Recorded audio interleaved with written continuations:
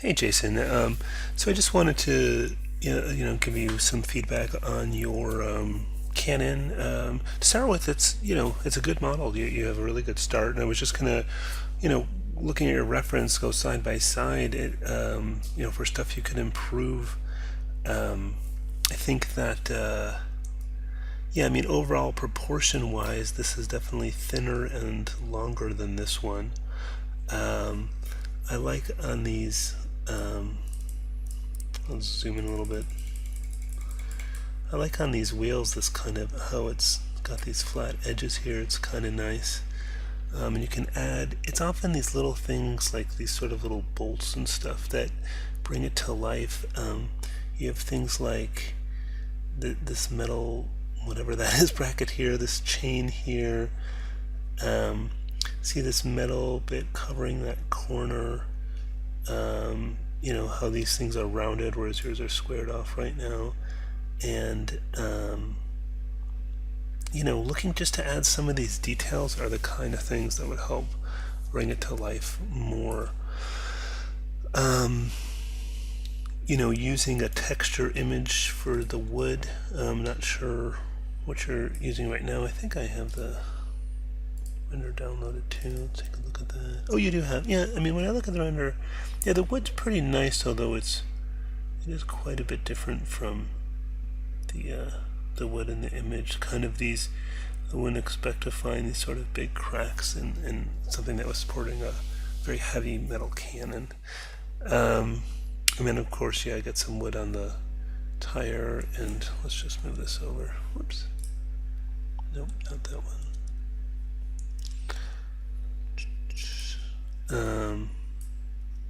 Well, actually, yeah, let's look at this. So yeah, I mean, I think what you have here is you have a metal kind of band that's around this wood thing. You could add the bucket if you wanted to. And then lighting, I mean, one thing you'll notice is, obviously somebody's removed the background from this image, but, when I look at this, I see a bit of a, looks sort of like a blue tint along the top, I think. And what that tells me is this is probably outdoors, and that's the blue sky coming off of it. And what you might be interested in for better light, you have a bunch of spotlights, and you're getting a lot of conflicting shadows, and it sort of looks like a cannon that you would see in like a museum with a lot of spotlights shining on it. And what you might try doing is, and I know this is sort of going beyond the class a little bit, so bear with me, but if you get into mental ray and learning a little bit about this, if you use indirect lighting and you use image-based lighting, what you're going to want is a like an HDR sphere to light it with, and you can usually find loads of free ones on the internet. I'm just gonna, actually, I just recently put together some free ones of these. My work website. Give a chance to show off my work website, which works so well.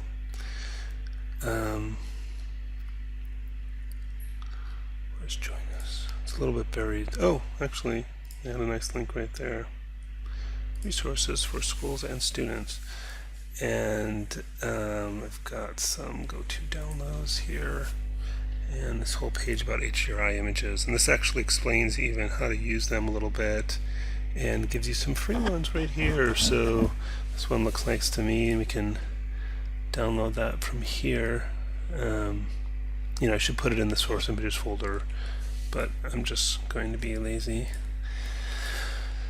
and not do that. It's going to take a few minutes to download because it's huge. So once that's downloaded, let's go find it. Should really have it in my source images folder, but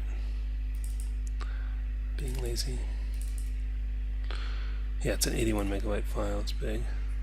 Oh, I'm missing one of your texture files, but that's okay.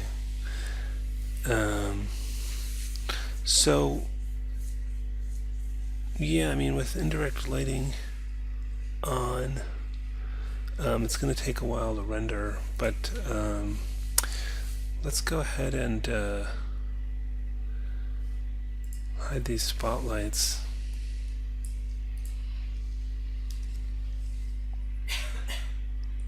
And go to mental ray.